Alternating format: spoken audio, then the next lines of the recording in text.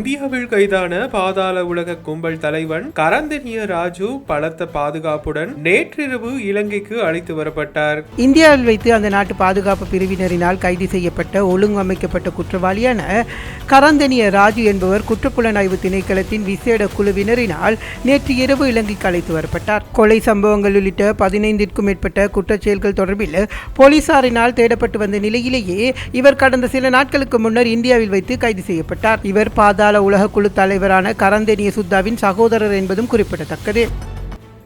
இதேவேளை இலங்கைக்கு அழைத்து வரப்பட்ட கரந்தனிய ராஜுவை 72 மணி நேரம் தடுத்து வைத்து விசாரணை செய்ய உள்ளதாக போலீஸ் ஊடக பேச்சாளர் எஃப்யூ வுட்லர் தெரிவித்துள்ளார்.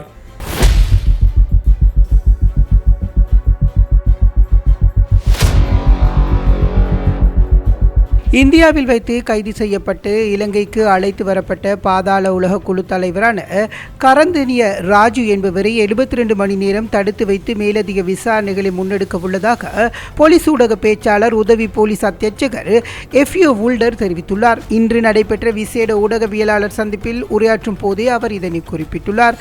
குறித்த சந்தேக நபருக்கு எதிராக இலங்கையில் உள்ள நீதிமன்றங்களில் 15 பிடியாணை உத்தரவுகள் பிறப்பிக்கப்பட்டுள்ளதோடு 24 வெளிநாட்டு பயண தடைகள் விதிக்கப்பட்டுள்ளது. மீட்டியாகொட, கரந்தனிய, பலபிட்டிய மற்றும் தென்மாகாணத்தில் இடம்பெற்ற கொலை சம்பவங்கள் பாரிய காயங்களை ஏற்படுத்தியமை, கொள்ளை சம்பவங்கள் மற்றும் ஆயுத கடத்தல் போன்ற பல்வேறு குற்றச்செயல்களுடன் இவர் தேடப்பட்டு வந்தவராவார். கொழும்பு மத்திய குற்றப்புலனாய்வு பணியகத்தின் சிரேஷ்ட போலீஸ் அத்தியட்சகர் கமல் ஆரியவன்சவின் நேரடி மேற்பார்வையில் இந்த விசாரணைகள் ஆரம்பிக்கப்பட்டுள்ளன.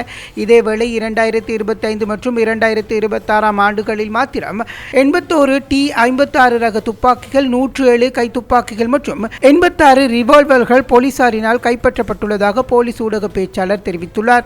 2004 முதல் 2006 வரையான சிவப்பு அறிவித்தல்கள் பிறப்பிக்கப்பட்ட 32 குற்றவாளிகள் இலங்கைக்கு கொண்டு வரப்பட்டுள்ளன. மேலும் 15 பேர் சர்வதேச ஒத்துழைப்புடன் அழைத்து வரப்படவுள்ளதுடன் சர்வதேச போலீசில் உள்ள 8 பேரை விரைவில் நாட்டிற்கு கொண்டு வர திட்டமிடப்பட்டுள்ளது. அத்துடன் மேலும் 94 சிவப்பு அறிவித்தல்களை அமுல்படுத்த நடவடிக்கை எடுக்கப்பட்டுள்ளதாக அவர் தெரிவித்துள்ளார்.